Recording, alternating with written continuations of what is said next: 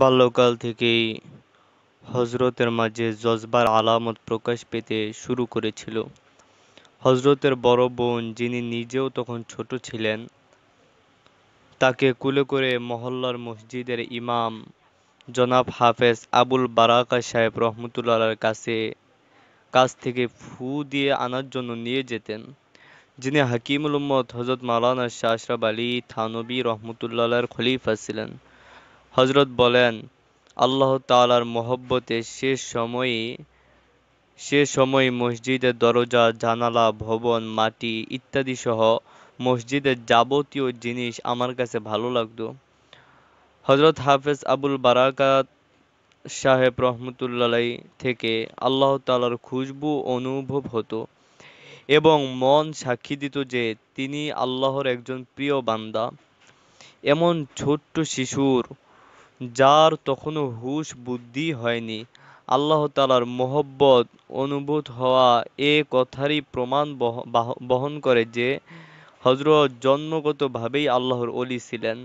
চতুর্থ শ্রেণী পর্যন্ত উর্দু শিক্ষার পর হযরত তার পিতার নিকট আবেদন করলেন, ইলমে দ্বীন হাসিল করার জন্য আমাকে দেওবন্দ পাঠিয়ে দিন। কিন্তু তার পিতা তাকে মডেল স্কুলে ভর্তি করিয়ে দিলেন।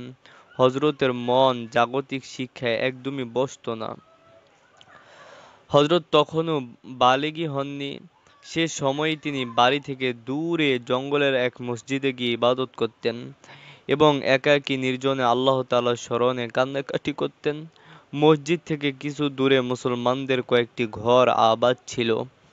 হযরত তাদেরকে নামাজের দাওয়াত দিতেন এবং অনবরত চেষ্টা মেহনত চালিয়ে যেতেন। একসময় আল্লাহ তাআলার দয়া ও অনুগ্রহে তারা সবাই নামাজি হয়ে গেলেন। মসজিদে নিয়মিত আজান ও জামাত হতে শুরু করল।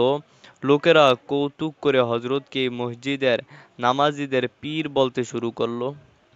বাল্যকাল থেকে হযরত চুপি চুপি উঠে রাতের শেষ অংশে কোনো মসজিদে চলে যেতেন, তাহাজ্জুদের নামাজ আদায় করতেন এবং ফজর পর্যন্ত আল্লাহ তাআলার স্মরণে খুব কান্নাকাটি করতেন।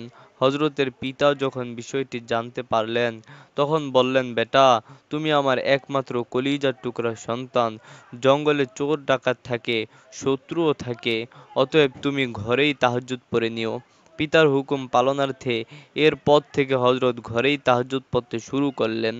এ অবস্থা দেখে পিতা তার নাম উল্লেখ না করে মৌলভী সাহেব নামে ডাকতে শুরু করলেন।